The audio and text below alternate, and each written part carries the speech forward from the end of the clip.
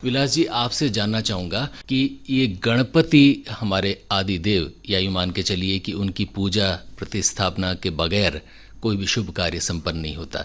लेकिन ये परंपराएं कई जगह किसी प्रांत की भी प्रतीक बन जाती है।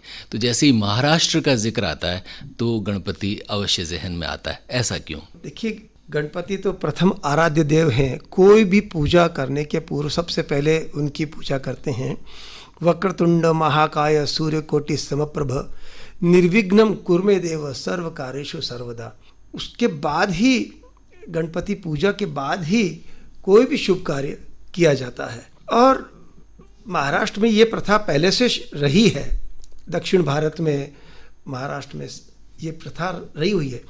लेकिन हमारे जो आज़ादी की जो वो थी, आंदोलन था आज़ादी का, चळवळ जैसे बोलते हैं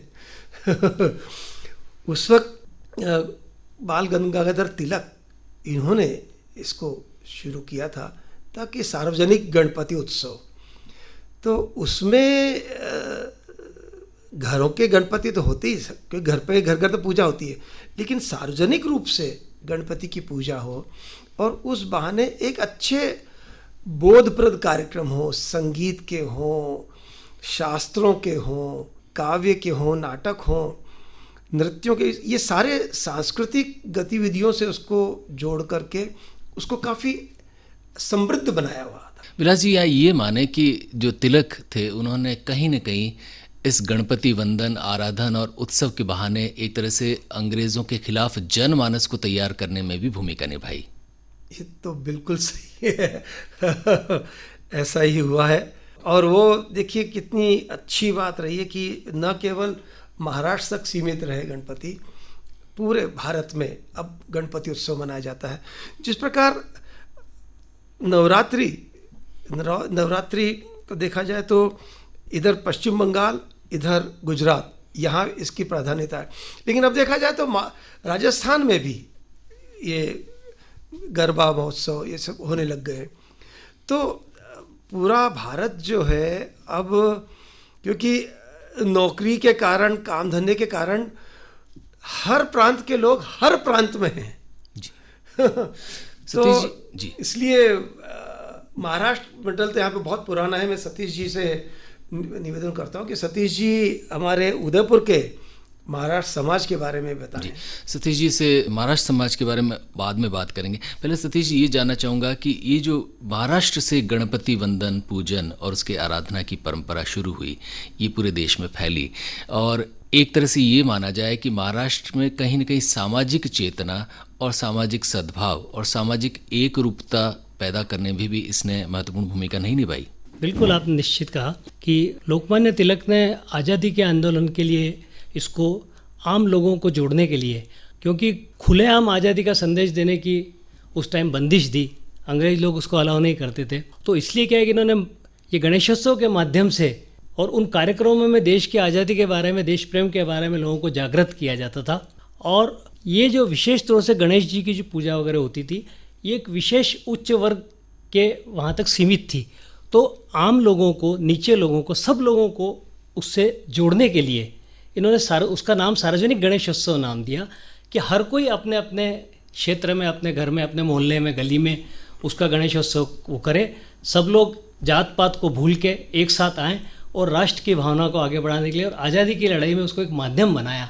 तो पोवाड़े होते थे या जो भी कार्यक्रम हुआ करते थे, नाटक हुआ करते थे, उसमें अप्रत्यक्ष रूप से राष्ट्रीय चेतना और अंग्रेजों को हटाने के बारे में कोई ना कोई संदेश लेके ही वो आया करता था वो, और इसलिए वो सार्वजनिक गणेशोत्सव के नाम से उसको चलाया। वास्तव में वो अप्रत्यक्ष रूप से अंग्रेजों के खिलाफ आज़ादी का आंदोलन का एक बहुत बड़ा माध्यम हुआ करता था। सतीश जी, गणपति विसर्जन की परंपरा ये कब प्रारंभ हुई, कैसे हुई और इसका कैसे कैसे विस्तार हुआ? गणपति विसर्जन की जो परंपरा है तो शुरू से ही है। एक्चुअली क्या है, मिट्टी के गणपति बनाए जाते हैं और उनकी प्राण प्रतिष्ठा की जाती है। ऐसा माना जाता है कि अपने घर में कोई भी जब त्यौहार होता है तो उसमें भगवान का आह्वान किया जाता है, और भगवान अलग अलग रूपों में आपके घर में आते हैं, और फिर आप उनकी पूजा अर्चना करते हैं, और पुनः वो जो निश्चित समय निकलने के बाद में उनको विदा करते हैं और भगवान वापस अपने घर जाते हैं हमें आशीर्वाद दे के। इसलिए गणेशोत्सव जो है 10 दिन तक मतलब कुछ घरों में 1.5 दिन होता है, कहीं 3 दिन होता है, कहीं 5 दिन, 7 दिन या 10 दिन अधिकतम होता है। गणेश चतुर्थी से अनंत चतुर्दशी तक होता है। उसमें गणपति आते हैं, विराजते हैं, उनकी प्राण प्रतिष्ठा की जाती है और फिर उसके बाद में आयोजन होने के बाद 10 दिन की पूजा अर्चना होने के बाद में उनको पुनः विदा किया जाता है। और उन मूर्तियों का कहीं पे बाद में अगर इधर उधर रखते हैं तो उनका अपमान होने की संभावना होती है। इसलिए मिट्टी के गणेश को पुनः पानी में प्रवाहित करके जो प्रकृति को वापस प्रकृति में मिलाया जाता है, ये उसका उद्देश्य होता है। विलास जी, गणपति प्रतिमा का विसर्जन एक बहुत बड़ा उत्सव और आनंद का माहौल, लेकिन इसमें बहुत सारी चीज़ें ऐसी आ गई जो हमें अच्छी नहीं लगती, और उसमें ख़ास तौर पर ऐसे रंगों का इस्तेमाल और ऐसे केमिकल्स का इस्तेमाल जो हमारी वाटर बॉडीज़ है उनकी सैंक्टिटी को नुकसान पहुंचाते हैं। क्योंकि इसका मूल भाव तो यही है कि प्रकृति से प्रकृति मिले, लेकिन प्रकृति में ये चीज़ें नुकसान पहुंचाती हैं। ये चीज़ें आईं और ये रुकें, उसके लिए क्या विचार है आपका? देखिए, अप्राकृतिक कोई भी बात होती है वो हमेशा बुरी ही होती है। अब गणपति जी का जब विसर्जन, एक पहली बात तो यहाँ पर एक प्रकार से कंपटीशन टाइप ही छिड़ गया लोगों में कि हमारे मोहल्ले का या हमारे समुदाय का गणपति बड़ा हो, मूर्ति बड़ी हो, चमचमाती हुई, जगमगाती हुई हो। ठीक है, वो लाइट्स करे कोई बात नहीं, लेकिन वो मूर्ति भी ऐसे फ्लोरोसेंट कलर्स, ऐसे केमिकल्स वाले इस्तेमाल करते हैं। और उसके साथ में जो अनावश्यक चीज़ें हैं वो भी डाल, प्लास्टिक की चीज़ें, और वो चिपका देते हैं। अच्छा, आम आदमी ना भगवान की मूर्ति है तो वो पूरी श्रद्धा दृष्टि से उससे करते हैं, और जब विसर्जित भी करने जाते हैं तो ठीक है, ढोल धमाके अच्छी बात है, लेकिन जैसे होली से भी ज़्यादा हुड़दंग इसमें मचता है। सही बात नहीं है, ऐसे कलर्स उड़ा के करते हैं। अच्छा, कुछ लोग जो राहगीर होते हैं उनके ऊपर ही फेंकते हैं, और कुछ ऐसे लोग हैं जो इसमें नशा वगैरह भी करने शुरू हो गए। मतलब कुरीतियाँ जैसे बोलते हैं, वो क्यों आ गई, बहुत बुरी बात है। और फिर ये सारे केमिकल्स के वो मूर्तियों को लेकर के वो सागरों में, वाटर बॉडीज में डालते हैं, इतना प्रदूषण करते हैं, बहुत बुरी बात है। पर महाराष्ट्र में देखिए, खासकर पूना मतलब की बात करता हूँ, ये आज नहीं, आज से 10-15 साल पहले से, कम से कम 10 साल से तो उन्होंने स्टार्ट कर ही दिया है कि एक तो केमिकल्स इस्तेमाल न हों, ऑर्गेनिक कलर्स इस्तेमाल हों, और मिट्टी की ही बने मूर्तियाँ वो भी शुरू कर दी। और घर पे गणपति की मूर्ति को घर पे ही विसर्जित करें। पिछले 6 साल से तो मैं ये ऐसा कर रहा हूँ, और अब की तो पिछले 3-4 साल से तो मैं घर पे मतलब शिवग्राम से मिट्टी ले आते हैं हम, और उस मिट्टी से छोटे से गणपति 6 इंच 8 इंच ज़्यादा से ज़्यादा छोटे से क्यूट से गणपति बनाते हैं, और उन पूजा अगर बहुत अच्छी तरह करने के बाद में उनका विसर्जन भी घर की बाल्टी में ही करते हैं। पोस्टर कलर्स लगाते हैं ताकि कोई झंझट नहीं, कुछ नहीं। और वो जो पानी है 4-6-7 दिन के बाद में, हर जो जितना गमला है, हर गमले में थोड़ा थोड़ा पानी डाल देते हैं। एक प्रकार से वो उनका प्रसाद है गणपति जी का, जो सब हमारे पौधों में चले जाता है। गणपति छोटे हो या बड़े, हमारी आस्था के प्रतीक। आस्था बहुत बड़ी है। सही। सतीश साईखेड़ेकर जी, आपसे जानना चाहूँगा कि गणपति पूजन की जो परंपरा है, और ख़ास तौर पर अब जब एक तरह से वापस इस बात पर जोर है कि केमिकल्स का इस्तेमाल ना हो, लेकिन सामाजिक स्तर पर ऐसी मुहिम चलाई जाए, ऐसे कुछ प्रयोग भी आपने किए हैं कि ऐसा मैसेज आप दें ज़्यादातर लोगों को कि गणपति की जो प्रतिमा है वो या तो प्राकृतिक रंगों की हो या फिर मिट्टी की हो? जी हाँ, हमारा उदयपुर का महाराज समाज 1947 से स्थापित हुआ है, और एक सबसे बड़ी शुरुआत से ही गणेश जी की जो मूर्ति बनाई जाती है, हमारे समाज के सदस्य लोग वे ही जो है करीब 1985 तक, इतने साल तक मूर्ति हमारे समाज के सदस्य लोग स्वयं बनाया करते थे। घर पे मिट्टी की मूर्ति बनाते और प्राकृतिक रंगों में का उपयोग करते थे। इसमें सबसे ज़्यादा विद्यावन स्कूल के एक होते प्राचार्य आर्ट के डॉक्टर नाइक, अमलकांत नाइक, उन्होंने कम से कम 25 वर्ष तक मूर्ति बनाई। उसके पहले भागा सायखेड़कर और जो सदस्य जो इस बात काम को जानते थे, हम कभी बाहर से मूर्ति नहीं लाते थे और वो मूर्ति हमारे यहाँ ही बना करती थी। और उसका विसर्जन हम शुरुआत में उदयपुर में खाली एक ही समाज होता था जहाँ गणेश जी विराजते थे और उनका विसर्जन होता था। तो फतेह सागर की छतरी नंबर 1 हमारे लिए फिक्स हुआ करती थी और वहाँ पे हमारे समाज के गणपति का विसर्जन होता था। स्थानीय प्रशासन को भी जानकारी था। पिछले कुछ वर्षों से जब यहाँ पे इनमें तालाबों में विसर्जन की प्रथा बंद कर दी गई थी, तो हम लोगों ने सबसे अभी 4 साल पहले एक प्रथा शुरू की। उसमें हमने उसका प्रोसेशन यहाँ भोपालपुरा में प्रोसेशन निकालते हैं महाराज समाज से, वापस महाराज समाज में एक हमने टैंक बनाया हुआ है, उसमें ही विसर्जन करते हैं। और इस बात को स्थानीय प्रशासन और कलेक्टर साहब ने हमारे साथ जो गणेशोत्सव की पहले मीटिंग होती थी, उन्होंने बहुत सराहना की और हमारा उसमें जो सत्कार भी किया कि आप लोगों ने ये प्रथा शुरू की है उदयपुर में आके अभी जो 5 सालों से, और सबको कहा कि इस प्रथा का अनुकरण करें, तालाबों को गंदा न करें और अपने अपने गणेश जी अपने दे। और वो जो हम क्या करते हैं, वो जो मिट्टी वापस गल जाती है वो पौधों में वापस डाल देते हैं। हम ये मान के चलते कि इन पौधों में गणेश जी का वास होगा। विलास जी, गणपति की यूँ माना जाए तो भारतीय माइथोलॉजी या अब यूँ माना जाए कि पूरी दुनिया में एक अलग स्थान है। एक तो बहुत खूबसूरत नज़र आते हैं और विदेशी लोगों को भी गणपति बहुत आकर्षित करते हैं। ये गणपति की जो प्रतिस्थापना और पूरे दुनिया में जो सम्मान है ये तो है ही, लेकिन हमारे यहाँ के जनमानस में ख़ास तौर पर हर एक के मन में गणपति विराजे हुए हैं। इसके पीछे क्या धारणा है और ख़ास तौर पे कोई भी शुभ कार्य गणपति के बगैर संपन्न क्यों नहीं होता? हम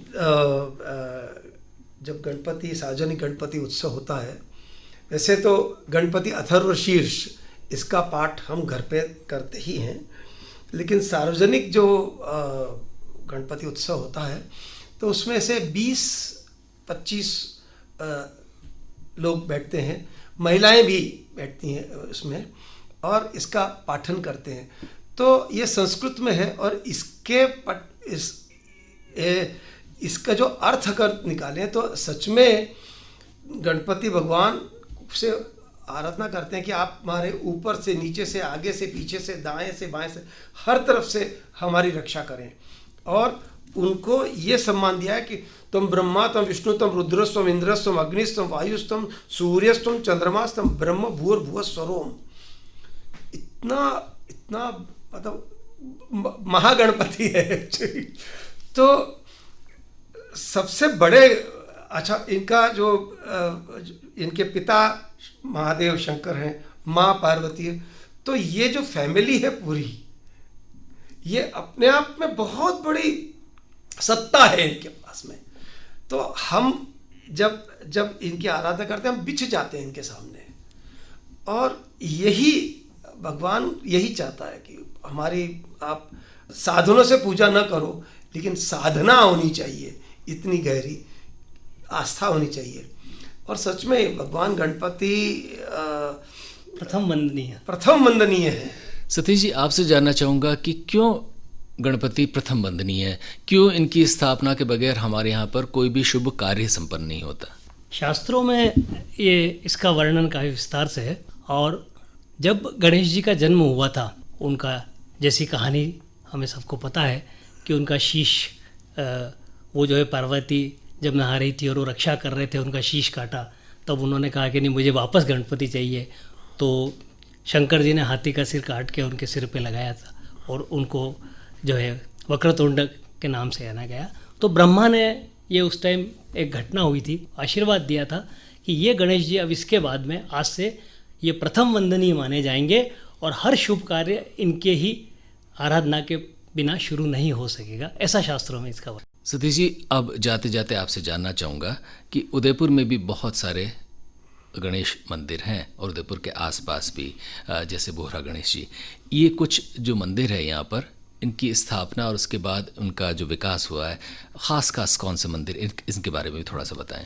उदयपुर में अभी एक तो बोहरा गणेश जी का मंदिर है, अभी काफ़ी प्रख्यात हुआ है, काफ़ी प्राचीन मंदिर है। उसके बाद में एक गणेश जी दूध तलाई के पास में जाड़ा गणेश जी हैं, वो काफ़ी विशाल उनकी मूर्ति है, करीब 15 फीट उनकी हाइट है और मतलब विशाल मूर्ति है। एक तीसरे गणेश जी जो यहाँ पे हैं वो चांदपोल के बाहर जाड़ा गणेश जी के नाम से फेमस है, वो भी काफ़ी विशाल मूर्ति है, उनकी पत्थर की मूर्ति है वो, और बहुत पुराने मंदिरों में ये इनकी ख्याति है, ये तीनों मंदिर। और ये तीनों मंदिर अपने आप में बहुत महत्व रखते हैं और यहाँ पे श्रद्धालु काफ़ी संख्या में जाते हैं। विलास जी, जाते जाते आज के शुभ दिन गणेश चतुर्थी के दिन क्या संदेश देंगे? मैं गणपति बाप्पा से ये प्रार्थना करता हूँ कि हमारे देश से और इस पूरे विश्व से इस कोरोना को दूर भगाए, इसका ख़त्म करें और हम सब में नवसृजन की शक्ति दे ताकि हम अपना अच्छा जीवन, क्योंकि इन दिनों हमने बहुत विचार किया है कि हमारी ज़रूरतें क्या हैं और हमारी ख्वाहिशें क्या हैं। वी कुड डिफ्रेंशिएट इट और हम कम साधनों में खुश रह करके अच्छी तरह, मतलब एक प्यार फैलाएं, प्रकृति के साथ अच्छा तालमेल बिठाकर जिएं। और ये बात केवल बच्चों तक सीमित नहीं रही, क्योंकि आमतौर पे ऐसे संदेश बच्चे देते हैं या बच्चों से दिलवाए जाते हैं, जबकि पॉलिसी मेकर्स जो हैं, बहुत बड़े बड़े लोग, वो इसका उल्लंघन करते हैं। तो भगवान गणपति सद्बुद्धि दे, सबको सद्बुद्धि दे कि सब अच्छी तरह से प्रकृति का मान करते हुए, एक दूसरे से प्यार करते हुए अपना खुद का विकास करें और देश का विकास करें, समाज का विकास करें, इस दुनिया का विकास करें। सतीश साई खेड़ेकर जी, आप क्या कहेंगे? बिल्कुल साहब, विलास जी ने जो कहा है ऐसे कि अभी जो विकट परिस्थिति आई है उसने हमें एक सबक सिखाया है। हमें थोड़ा परेशान जरूर किया है पर एक बहुत बड़ा सबक सिखाया, आपसी मेलभाव का, एक दूसरे की मदद करने का। संकट के समय मतलब छोटे बड़े का भेदभाव हमें अभी देखने को नहीं मिला है। जो जिस भी तरीके से किसी की भी मदद करने की क्षमता रखता है, उसने अभी हर एक दूसरे की मदद का प्रयास किया है। और ये सब ईश्वर की जो शिक्षा है ये यही बताती है कि आप अपने नियमित काम जैसे करते हैं, पर संकट के समय, कष्ट के समय एक दूसरे की मदद करना, यही सबसे बड़ा धार्मिक और यही सबसे बड़ा धर्म, मानव धर्म सबसे बड़ा यही है कि किसी भी परेशानी में, संकट में छोटा बड़ा, जात पात, ऊपर नीचे को भूलकर एक दूसरे का सहयोग करें तो बड़ा से बड़े संकट से भी ईश्वर आपको बचाने में आपको एक शक्ति प्रदान करता है। सतीश साई खेड़ेकर जी और साथ में विलास जानवे जी, आप और आपके साथ तमाम श्रोताओं को गणेश चतुर्थी की ढेरों मंगल कामनाएं।